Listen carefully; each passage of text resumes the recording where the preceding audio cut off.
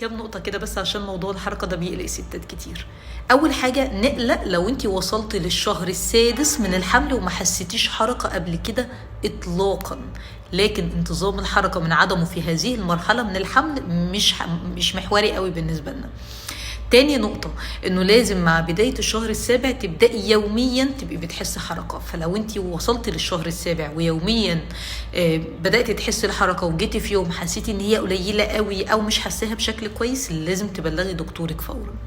تالت حاجة ان في اسباب كتير اصلا بتخلي الست مش قادرة تحس الحركة بالشكل اللي المفروض ان هي تحس بيه، زي ان المشيمة تكون امامية، زي ان يكون في دهون بزيادة في منطقة البطن، زي ان تكون الست اصلا عندها مشكلة بانتفاخ قولون بشكل متواصل مع امساك. الحاجات دي كلها بتأثر على احساسها هي بالحركة بتاعت البيبي، مش لان البيبي مش بيتحرك، لان هي مش قادرة تحسها.